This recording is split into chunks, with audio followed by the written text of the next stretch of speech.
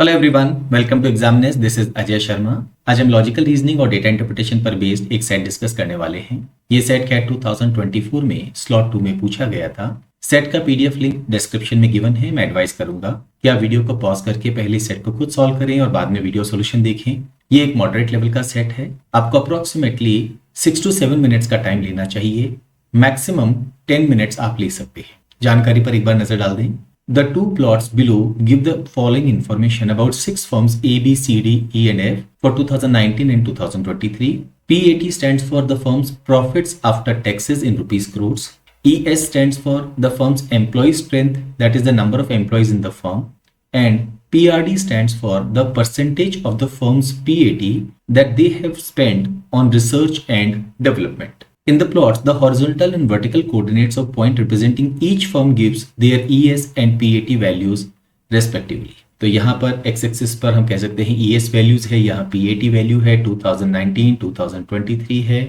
अगर हम जानकारी को समझना चाहें, मान लीजिए मैं बात करूं C की, तो C की ES वैल्यू क्या होगी? यहाँ से अगर हम एक परपेंडिकुलर ड्रॉ करें तो ये इन दो वैल्यूज 500 और 700 के बिल्कुल बीच में है, तो हम कहेंगे 600। ऐसे ही अगर हम इनकी PAT वैल्यू के बारे में बात करें तो हॉरिजॉन्टल लाइन हम यहाँ ड्रॉ करेंगे तो ये वैल्यू क्या आ जाएगी? 2400। The PRD values of each firm are proportional to the areas around the points represented each firm. ये जो एरिया है ये रिप्रेजेंट कर रहा है PRD वैल्यू। इसको थोड़ा सा भी हम समझ लेते हैं। The areas are comparable between the two plots, that is equal areas in the two plots represent the same PRD values for the 2 years। Now यहां पर हम जो एग्जैक्ट वैल्यू है उस पर फोकस ना करके इनके रेस्पेक्टिव वैल्यूज पर अगर फोकस करेंगे तो हमारे लिए ज्यादा आसान होगा। फॉर एग्जाम्पल, अगर हम बात करते हैं D की, तो ये वो एरिया है जिस पर हमें फोकस करना है। और लेटेस्ट से अगर हम बात करते हैं A की, तो ये वो एरिया है जिस पर हमें फोकस करना है। ना ये जो डिस्टेंस है, अगर हम यहाँ ये डिस्टेंस की बात करें तो ये 3800 और 4000, ये 200 यूनिट हम इसको कह सकते हैं। पर यहां पर अगर हम इस डिस्टेंस को देखें तो ये 2800 से 3200, यानी ये 400 यूनिट्स है। What does this mean? कि अगर इस वैल्यू को हम x लेते हैं तो ये वाली वैल्यू क्या हो जाएगी? 2x, क्योंकि ये 200 है, ये 400 है। तो ये जो फिगर है यहां डायमीटर x है और यहां डायमीटर क्या है? 2x। क्योंकि हमें एरिया के बारे में बात करनी है। एरिया क्या होगा? पाई डायमीटर स्क्वायर अपॉन 4। हम बात कर रहे हैं किसकी? D की। What about A?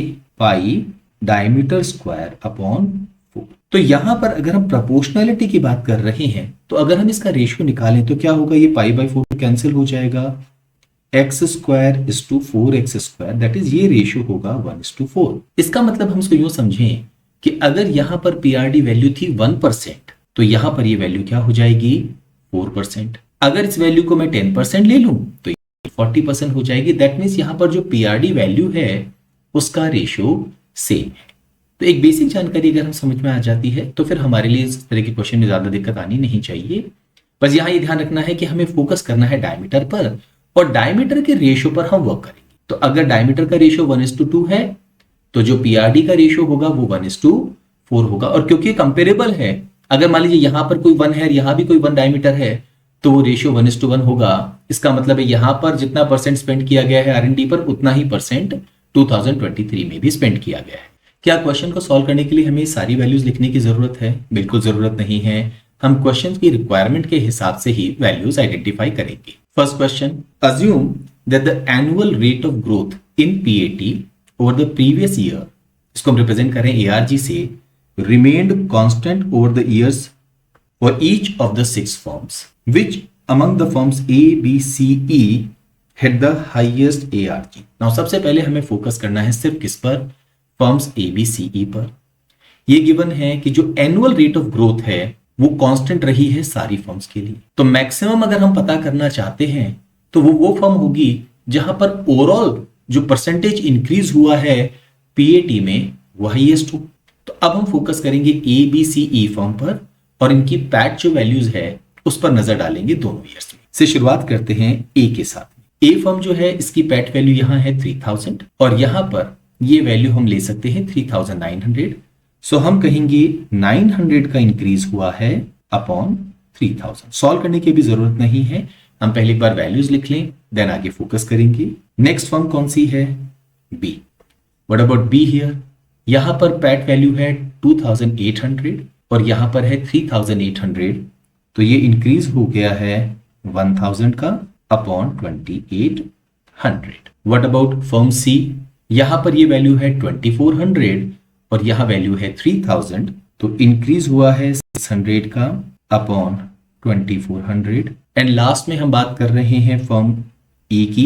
ई की ये वैल्यू है 2400 और यहां पर ये वैल्यू हो गई है 3500, तो 1100 डिवाइडेड बाई 2400। नाउ इमीडिएटली हम यहां पर अपना जो आंसर है वो form E, that is first option mark कर सकते हैं। ऐसा क्यों?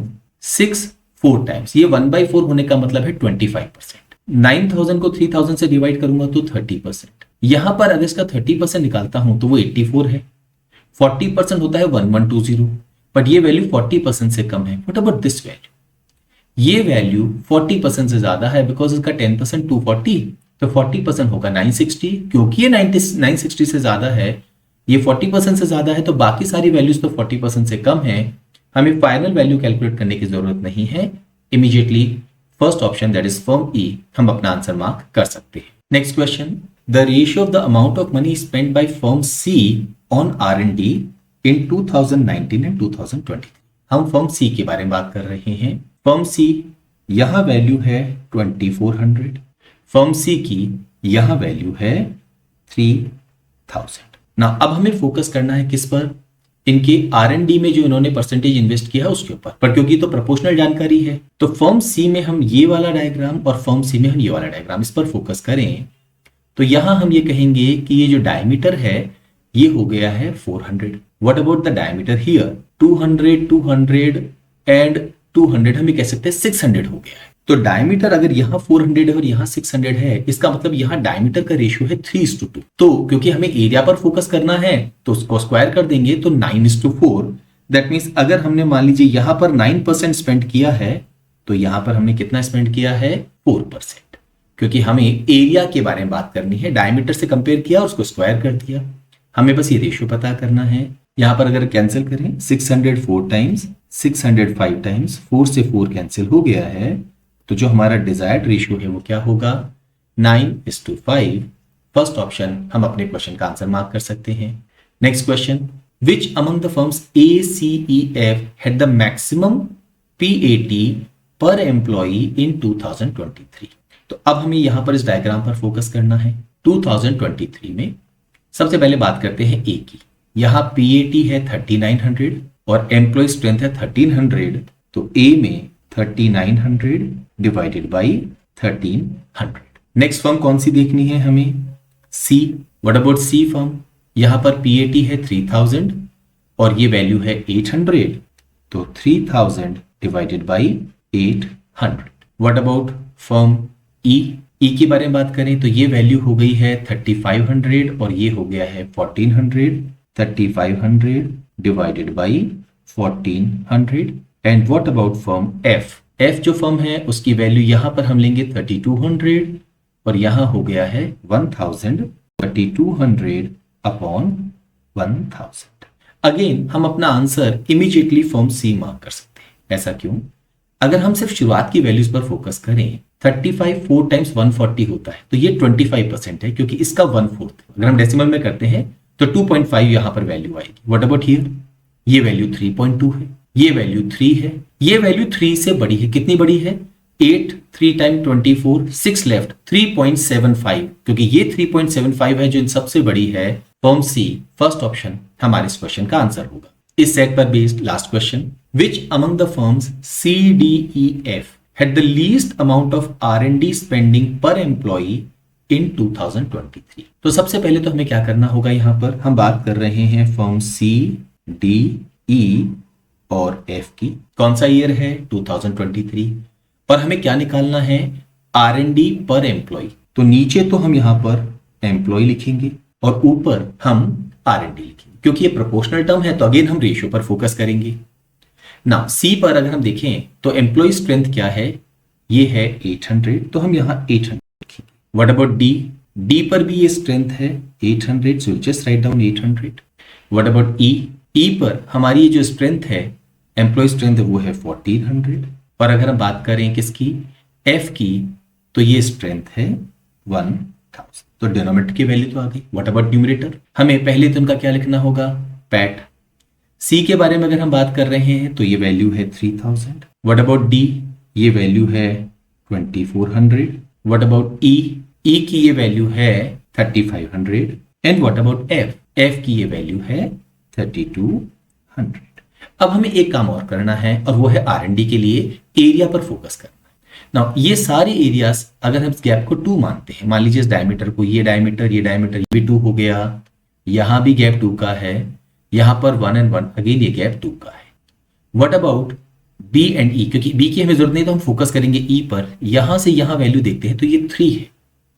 इसका मतलब है सी डी एफ, अगर हम इनके डायमीटर को 2 मानते हैं तो ई की डायमीटर क्या होगी 3।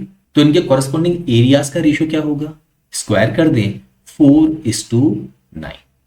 तो सी डी एफ को अगर हम 4 कर दें, लेट से 4%, तो यहां भी 4%, यहां भी 4% और यहां भी 4%, तो ई को हमें क्या लेना होगा 9%। एक बार हमारे पास ये चीज आ गई, अब हम वैल्यू आसानी से निकाल सकते हैं। फोकस करते हैं सी पर। यहां पर हम ये 2 0 कैंसिल कर दें 4 2 टाइम्स, तो ये वैल्यू आ गई है से 50। क्योंकि हमें कंपेयर करके बस ये बताना है कि हमें यहां पर लीस्ट अमाउंट कहां पर स्पेंड हुआ है पर एम्प्लॉई, तो इस वैल्यू को मिनिमाइज करना है। 800 3 टाइम्स 3 मल्टीप्लाइड बाई 4, ये वैल्यू क्या हो गई है 12। ये वैल्यू हम अभी कर चुके हैं, ये है 2.5 टाइम्स, तो 9 से मल्टीप्लाई करेंगे तो ये हो गई 22.5। What about here? ये दोनों हमने कैंसिल कर दिया है 3.2, 4 से मल्टीप्लाई करेंगे तो ये वैल्यू आएगी 12.8। लोएस्ट वैल्यू हमें पूछी गई है, तो लोएस्ट वैल्यू 12 कहां आ रही है, फॉर्म डी के साथ में फर्स्ट ऑप्शन हमारे इस क्वेश्चन का आंसर होगा।